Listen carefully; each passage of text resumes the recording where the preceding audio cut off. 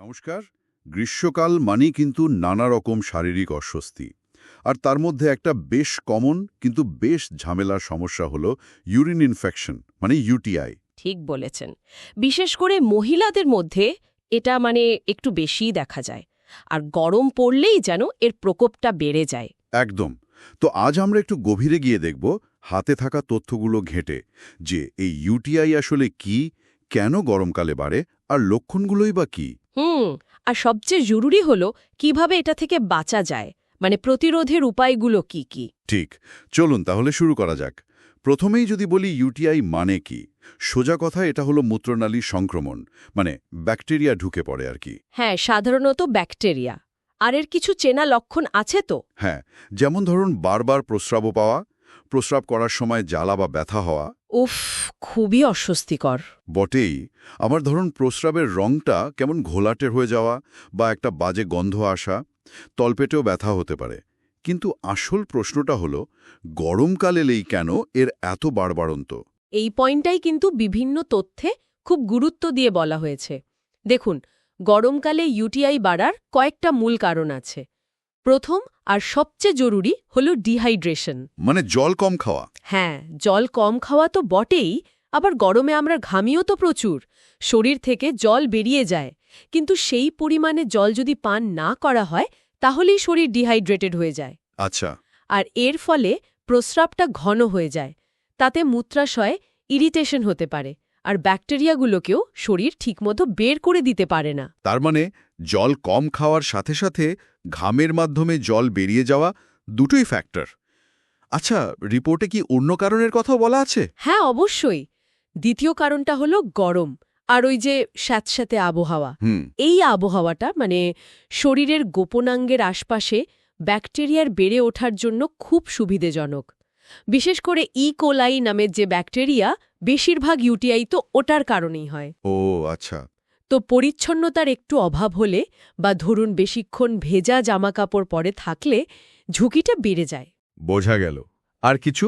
আরেকটা কারণ আছে যেটা আমরা অনেক সময়ই খেয়াল করি না, সেটা হলো প্রস্রাব চেপে রাখা। ও হ্যাঁ, এটা তো হয় কাজের চাপে বা বাইরে থাকলে। ঠিক, এই প্রস্রাব চেপে রাখলে কি হয়, মূত্রাশয়ে ব্যাকটেরিয়াগুলো অনেকক্ষণ ধরে জমা থাকে, আর ওরা বংশবৃদ্ধি করার সুযোগ পেয়ে যায়। তার মানে কারণগুলো তো বেশ স্পষ্ট: ডিহাইড্রেশন, গরম স্যাঁতস্যাঁতে আবহাওয়া, আর প্রস্রাব চেপে রাখা। তাহলে তো প্রতিরোধের উপায়গুলো এর সঙ্গেই যুক্ত, তাই না? একদম। যেমন ধরুন জলপানের ব্যাপারটা। পর্যাপ্ত জলপান করাটা হলো সবচেয়ে জরুরি। কতটা জল? মানে দিনে অন্তত ৮-১০ গ্লাস, এরকমই তো বলা হয়। হ্যাঁ, মোটামুটি ওই রকম। দিনে অন্তত ৮-১০ গ্লাস জল পান করলে শরীর হাইড্রেটেড থাকে, প্রস্রাব পাতলা থাকে, আর নিয়মিত প্রস্রাবের মাধ্যমে ব্যাকটেরিয়াগুলো শরীর থেকে বেরিয়ে যায়। এটা কিন্তু ইউটিআই আটকানোর সবচেয়ে সহজ একটা উপায়। হ্যাঁ, সহজ কিন্তু খুব দরকারি।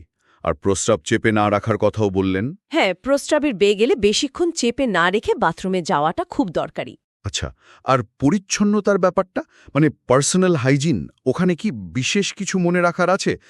মহিলাদের জন্য নির্দিষ্ট কোনো অভ্যাসের কথা কি রিপোর্টে ছিল? হ্যাঁ, ব্যক্তিগত পরিচ্ছন্নতা তো খুবই গুরুত্বপূর্ণ। যেমন ধরুন, পরিষ্কার শুকনো সুতির আন্ডারওয়্যার পরা ভালো, হাওয়া চলাচল করতে পারে এমন।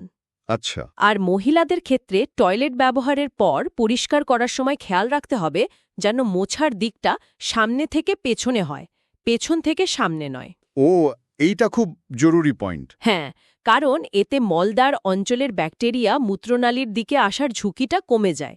আর আরেকটা কথা রিপোর্টে উঠে এসেছে, যদিও সরাসরি হয়তো যোগসূত্র কম, তাও বাইরের খাবার খোলা বা অস্বাস্থ্যকর জায়গায় তৈরি খাবার এড়িয়ে চললে ভালো। বাইরের খাবার? সেটা কেন? সরাসরি ইউটিআই না করলেও সামগ্রিকভাবে ইনফেকশনের ঝুঁকি তো বাড়তেই পারে অস্বাস্থ্যকর খাবার থেকে। পরোক্ষ একটা প্রভাব আর কি। বোঝা গেল। আচ্ছা, এত সতর্কতা নেওয়ার পরেও যদি ইনফেকশন হয়েই যায়, মানে লক্ষণ দেখা দেয়, তখন কি করতে হবে? কখন ডাক্তারের কাছে যাওয়াটা মাস্ট? দেখুন, যদি ওই লক্ষণগুলো দেখা দেয়, প্রস্রাবে জ্বালা, বারবার বেগ, তলপেটে ব্যথা, ঘোলাটে প্রস্রাব, তাহলে একদম দেরি করা উচিত নয়। মানে নিজে নিজে কিছু করা যাবে না? না না, একদম না।